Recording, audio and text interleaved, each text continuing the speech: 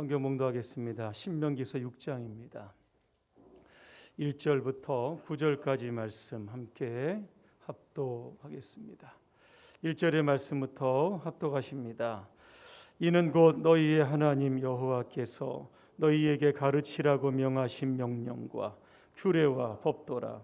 너희가 건너가서 차지할 땅에서 행할 것이니 곧 너와 내 아들과 내 손자들이 평생에 내 하나님 여호와를 경외하며 내가 너희에게 명한 그 모든 규례와 명령을 지키게 하기 위한 것이며 또 내 나를 장구하게 하기 위한 것이라. 이스라엘아 듣고 삼가 그것을 행하라. 그리하면 내가 복을 받고 내 조상들의 하나님 여호와께서 내게 허락하심 같이 젖과 꿀이 흐르는 땅에서 내가 크게 번성하리라. 이스라엘아 들으라. 우리 하나님 여호와는 오직 유일한 여호와이시니 너는 마음을 다하고 뜻을 다하고 힘을 다하여 내 하나님 여호와를 사랑하라. 오늘 내가 내게 명하는 이 말씀을 너는 마음에 새기고 내 자녀에게 부지런히 가르치며 집에 앉았을 때에든지 길을 갈 때에든지 누워 있을 때에든지 일어날 때에든지 이 말씀을 강론할 것이며 너는 또 그것을 내 손목에 메어 기호를 삼으며 내 미간에 붙여 표로 삼고 또 내 집 문설주와 바깥문에 기록할지니라. 아멘. 다음 세대가 희망입니다는 주제로 말씀을 드리겠습니다. 인사하겠습니다. 할렐루야. 아멘. 다음 세대가 희망입니다. 다음 세대를 살립시다. 오늘은 교회 교육 주일입니다. 먼저 교회학교 일선에서 수고하시는 모든 교사분들의 노고를 주님의 이름으로 감사를 드립니다. 어린아이들을 신앙적으로 양육하기 위하여 때로는 예수님의 마음으로 때로는 부모님의 마음으로 현장에서 수고하시는 우리 모든 선생님들을 주님의 이름으로 축복합니다. 코로나19 이후에 교회마다 목회자마다 늘 가지고 있는 고민이 있습니다. 그것이 무엇인가 하면 다음 세대를 살리고 세우는 일입니다. 지난 목요일에 경기도 광주에 있는 이 청림교회에 다녀왔습니다. 필요 중심적 전도 세미나를 개최한다고 해서 참여를 했습니다. 저희 4사람이 참여를 했고 오전 10시부터 오후 6시까지 4분의 강사들이 나와서 세미나를 좀 스피드하게 진행을 했습니다. 이 첫 강의는 이 청림교회를 개척한 이 장 목사님이 나오셔서 개척의 스토리를 이야기하고 있습니다. 8년 전에 이곳에 교회를 개척을 합니다. 열정을 가지고 전도지를 만들고 또 여러 가지 전도의 방법들 아마 있을 겁니다. 호떡도 구웠을 것이고 붕어빵도 만들고 솜사탕도 만들고 그래서 교회 앞에서 열심히 전도를 했다고 합니다. 그런데 1년 6개월 열심히 전도를 해도 교회에 한 사람도 안 나오더라는 겁니다. 실망도 되고 좌절도 되고 그렇게 기도하는 중에 작은 도서관이라고 하는 것을 알게 되었다고 합니다. 10평의 공간에 6개의 의자와 1000권의 책이 있으면 신고제로 지자체에서 이 허락을 해준다고 합니다. 그래서 이 작은 도서관을 중심으로 해서 지역 주민과 아이들을 만나기를 시작을 했다는 겁니다. 이 작은 도서관의 이름이 뭐냐면 이 청림 드림센터 이렇게 지었다고 합니다. 여기에서 그는 지역 주민들을 위해서 다양한 이 문화 프로그램을 만들었다고 합니다. 예를 들면 이 바리스타 교육을 했다고 합니다. 성인들을 중심으로 했는데 많은 분들이 참여하셨다고 합니다. 도서관이니까 이 부모들이 자녀를 이제 데리고 오면 자녀들이 책을 안 읽는 겁니다. 그래서 목사님은 어떻게 하면 이곳에서 아이들이 좀 책도 읽고 재미를 느끼게 해줄 수 있을까, 이 놀이를 좀 생각을 했다고 합니다. 그래서 찾아낸 것이 바로 레고 블록방이었다고 합니다. 이거를 중고로 좀 구입을 해서 갖다 놨더니 아이들이 보통 1시간에서 2시간 정도는 재미있게 놀더라는 겁니다. 이뿐만 아니라 보드 게임방을 만들기도 하고, 이 말하는 영어 도서관 이 프로그램을 만들기도 하고, 오케스트라반을 만들기도 하고, 다문화 사역도 하기도 하고, 또 지역 아동센터를 열기도 하고, 방과 후에 아동들을 가리키는 학습 프로그램을 만들었다고 합니다. 끊임없이 지역과 소통할 수 있는 그러한 프로그램들을 만들었더니 사람들이 모이게 되고 또 친해지게 되고 또 그들이 또 교회의 교인이 되었다라고 하는 겁니다. 장 목사님이 이 세미나를 개최한 이유를 이렇게 이야기를 합니다. 요즘 교회 개척이 굉장히 어렵다는 겁니다. 교회가 개척된 이후에도 지역과 소통하는 방법을 알지 못하기 때문에 많은 교회들이 많이 힘들어하고 있는데, 그러한 여러 가지 창구들을 조금 전달해 주기 위해서 이 세미나를 개최했다라고 하는 겁니다. 요즘 참 전도가 쉽지 않은 시대입니다. 코로나19 이후에 개신교에 대한 사회적인 인식이 조금 나빠진 것도 이유가 있습니다. 하지만 교회가 끊임없이 지역과 소통을 하고 지역 주민들의 필요를 채우기 위한 그러한 다양한 프로그램들을 끊임없이 만들고 가동시킨다라고 하면 얼마든지 전도는 될 수 있다는 겁니다. 제가 왜 서두에 이야기를 하냐면, 지금 한국 교회 위기다라고 하는 말을 여러분 많이 들으셨을 겁니다.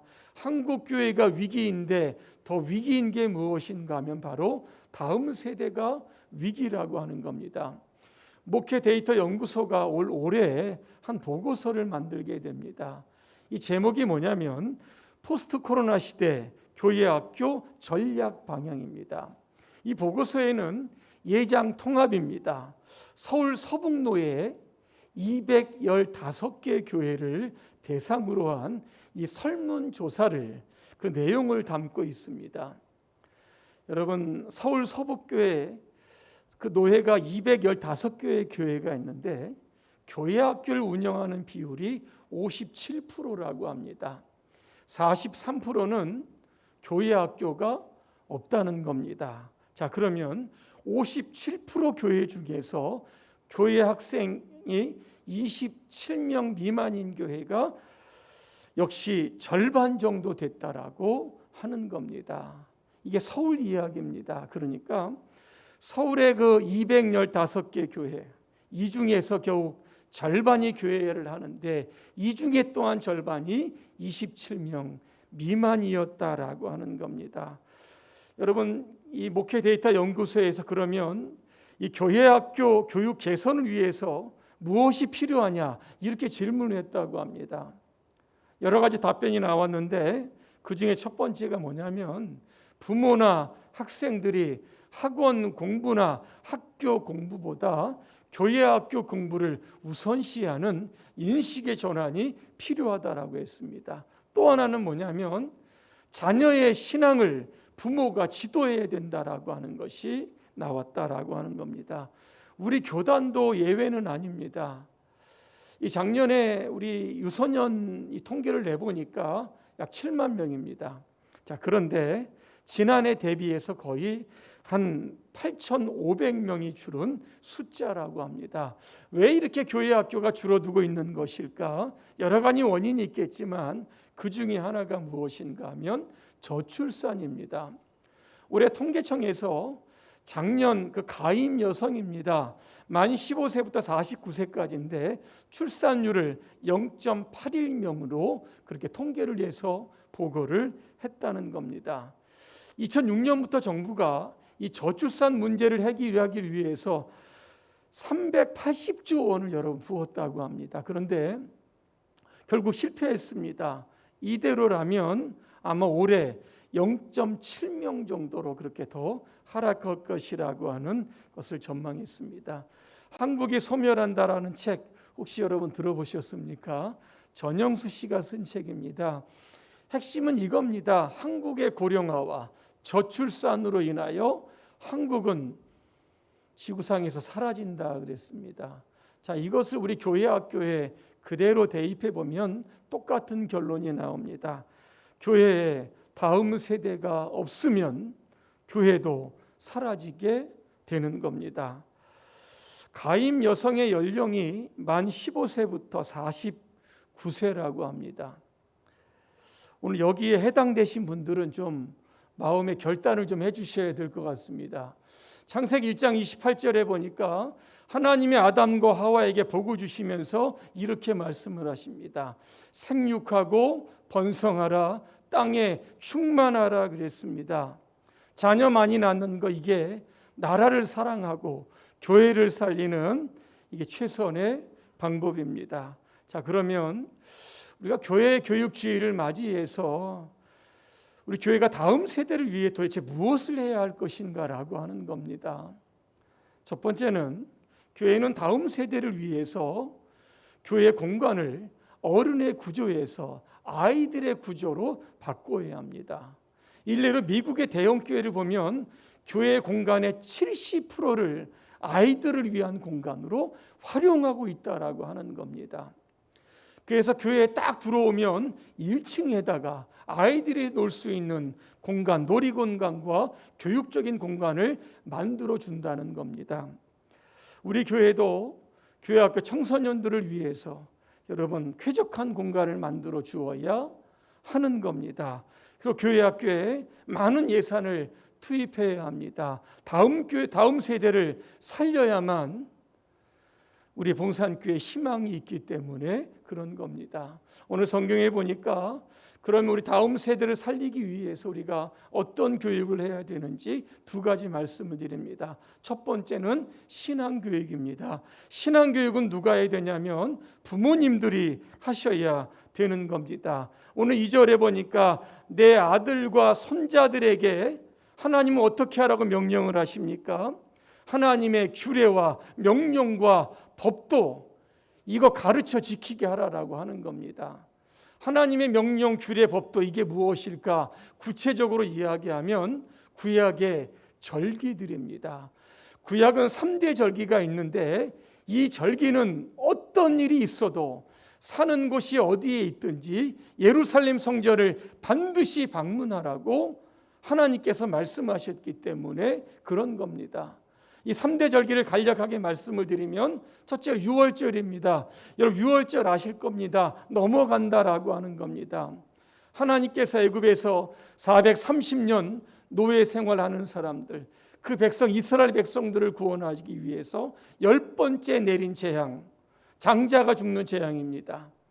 여기에 문설주와 임방에다 어린 양의 피를 바르게 됩니다. 그래서 죽음의 사자가 넘어갔다라고 하는 것. 다시 말하면 하나님께서 애굽의 어떤 압제에서 구원하시고 죽음에서 구원하시는 그 하나님을 예배하기 위해서 이 유월절 절기를 지키라고 하는 겁니다. 두 번째는 맥추절입니다. 우리가 지난주 맥추감사주의를 지키게 됐습니다. 출애굽한 이스라엘 백성들이 광야 40년을 지나가게 됩니다. 그리고 가나안에 정착을 해서 보리 수확을 하게 된 겁니다. 얼마나 여러분 감격스럽습니까? 그래서 그것을 하나님께 드리면서 광야 생활에서 지켜주신 것 감사하고 이렇게 곡식을 추수하게 하신 그 하나님께 감사하는 절기를 반드시 지켰다는 겁니다. 또 하나는 수장절입니다. 우리 한국교회에서 전 세계 교회에서 추수감사절로 지키고 있습니다. 연말에 하나님께서 비를 주셔서 이렇게 좋은 또 곡식을 거두어서 하나님께 또 예배드리는 절기라고 하는 겁니다. 이 세 번의 절기를 지키려고 이스라엘 백성들이 예루살렘으로 갑니다. 여러분 생각해 보시길 바랍니다. 부모가 여러분 혼자 갔겠습니까? 자녀의 손을 데리고 아무리 멀어도 예루살렘 성전에 가서 유월절 예배를 드렸고 맥추감사절 예배를 드렸고 추수감사절 예배를 드렸던 겁니다. 직접 자녀들에게 예배의 신앙의 어떤 의식과 신앙의 어떤 의식에 참여할 수 있도록 끊임없이 부모들이 노력을 했다는 겁니다. 그러면서 하나님을 설명을 하는 겁니다. 하나님은 우리의 조상들을 압제해서 구원하셨다. 광야 40년 동안 지켜주셨고 지금도 우리를 먹이시는 하나님이라고 하는 그 사실을 끊임없이 예배를 통해서 아이들이 듣고 보고 깨닫게 되었다라고 하는 겁니다. 언제부터 아이들 신앙교육 시켜야 합니까? 간단합니다. 1살이라도 어렸을 때, 아이가 1살, 2살, 이때가 굉장히 중요한 시기라고 합니다. 교육학자들이 이 시기를 가리켜서 가소성의 시기, 성령력의 시기라고 합니다. 다시 말하면 아이를 어떤 모양으로 빚느냐에 따라서 아이들의 미래가 달라진다는 겁니다. 다시 말하면 하나님의 말씀으로 아이를 빚어가는 시기입니다. 그래서 아이들의 성격이 형성이 되고 아이들의 영성이 만들어진 시기. 그래서 아이들이 1살이라도 더 어릴 때 여러분 반드시 여러분의 손을 붙들고 교회에 나오게 하셔야 된다는 겁니다. 행복한 시인이라고 하는 책이 있습니다. 이 스폰타드 대학의 이 심리학자였던 젠센이라고 하는 교수가 실험을 하게 됩니다. 유대인들과 다른 나라 어떤 사람들과 이 IQ를 이렇게 조사를 했는데 유대인들이 특별하게 뛰어난 게 없더라는 겁니다. 그런데 어떻게 유대인들이 이 노벨상의 약 30%를 그렇게 할 수 있는 뛰어나고 성공적인 민족이 될 수 있었을까? 원인을 찾았는데 이거랍니다. 아이들이 어렸을 때부터 신앙교육을 시켰다라고 하는 겁니다. 유대인들은 어렸을 때부터 아이들에게 말을 가르치기 전부터 이 아이들에게 하나님의 말씀을 끊임없이 들려주고 읽어준다라고 합니다. 그러면 아이들의 마음 가운데 하나님이라고 하는 인식이 그의 마음속에 새겨진다라고 하는 겁니다. 그러면 이 아이들이 자라면서 어떻게 자라냐면 하나님 중심적으로, 회당 중심적으로, 랍비 중심적으로 이렇게 성장한다고 합니다. 하나님 중심적이 어떤 뜻입니까? 하나님 없이는 나도 없습니다. 내 인생을 하나님께 전부 드립니다. 하나님 나를 사용하여 주시옵소서. 늘 이런 생각을 가지고 산다는 겁니다. 또 하나 회당 중심이라고 하는 것은 어디를 가든지 항상 회당 근처에 주거지를 마련해 놓고 끊임없이 회당을 출입한다는 겁니다. 세 번째 랍비 중심입니다. 자녀들 교육이나 결혼이나 아니면 이사나 사업들 이 모든 것들을 할 때는 반드시 랍비와 상의하고 결정한다라고 하는 겁니다. 여러분 우리의 아이들이 부모에서 가정에서 교육을 받든 교회 학교에서 여러분 교육을 받든 반드시 이 신앙 교육을 시켜야 된다라고 하는 겁니다. 어렸을 때부터 부모의 손을 잡고 교회에 출입한 그러한 자녀들, 하나님께서 오늘 성경에 보니까 그 자녀들을 축복해 주신다 말씀하고 있는 겁니다. 그래서 부모들은 주일날 올 때 절대로 혼자 오시면 안 됩니다. 어리면 아이들이 안고 오시면 되는 것이고 손에 손을 잡고 아니면 우리 할아버지 할머님들이 그렇게 반드시 예배에 참여하셔서 예배는 이렇게 드리고 기도는 이렇게 하는 거고 헌금은 이렇게 하는 것이고 이런 모든 것들을 직접 보여줄 수 있는 신앙교육을 반드시 하셔야 되는 겁니다. 또 하나는 말씀 교육입니다. 누가 해야 합니까? 부모도 해야 하지만 우리 교사들이 해야 할 일입니다. 어떤 걸 교육시킬까? 오늘 5절에 나와 있습니다. 마음을 다하고 뜻을 다하고 힘을 다하여 내 여호와 하나님을 사랑하라. 여러분 이겁니다. 이스라엘 사람들은요 하루 2번씩 매일 이 고백을 한다라고 합니다. 하나님의 말씀이 우리의 입으로 자꾸 선포되니까 그 말씀이 우리의 몸에 체득화된다라고 하는 겁니다. 여러분 한번 생각해 보시길 바랍니다. 세상 지식으로 자란 아이와 하나님의 말씀으로 자란 아이 여러분 한번 어떨까를 한번 비교해 보시길 바랍니다. 누가 더 월등할 것 같습니까? 영원한 것을 보는 아이와 문제의 정답을 아는 아이 중 여러분 누가 더 탁월하겠습니까? 역사의 주관자를 아는 아이와 역사책을 달달 외우는 아이 여러분 누가 지혜롭겠습니까? 창조론을 배운 아이와 진화론을 배운 아이 세상에서 누가 더 여러분 당당하겠습니까? 종말을 하는 아이와 5분 앞도 내다볼 수는 없는 아이, 여러분 누가 더 성공할 수 있겠느냐라고 하는 겁니다. 그래서 우리 교회 학교에서는 이 성경을 끊임없이 가르쳐야 합니다. 세상의 주관자가 되시고 창조자 되시는 하나님을 가르쳐야 합니다. 우리가 어디에서 와서 무엇을 하며 어디로 가야 하는지 분명하게 아이들에게 인생의 목적도 가르쳐 주어야 하는 겁니다. 성경 말씀이 오늘 우리를 하나님의 형상을 회복하게 하고 온전한 하나님의 사람으로 만들어서 하나님의 일을 하게 한다. 성경에 끊임없이 나와 여러분 있는 겁니다. 이런 이야기가 있습니다. 한 아이가 엘리베이터의 열림 단추를 계속 누르면서 엄마를 부릅니다. 엄마, 엘리베이터 기다려, 빨리 와, 빨리 와, 이렇게 소리치니까 이 엘리베이터 안에 있었던 한 남자가 굉장히 좀 짜증이 났습니다. 잠시 후에 엄마가 탑니다.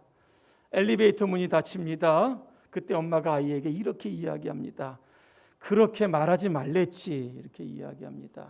그랬더니 이 엘리베이터 안에 있던 한 남성이 속으로 그러면 그렇지, 아이들이 잘못하면 엄마가 혼내야지, 이렇게 생각을 했다고 합니다. 그런데 엄마가 아이에게 이렇게 이야기했다고 합니다.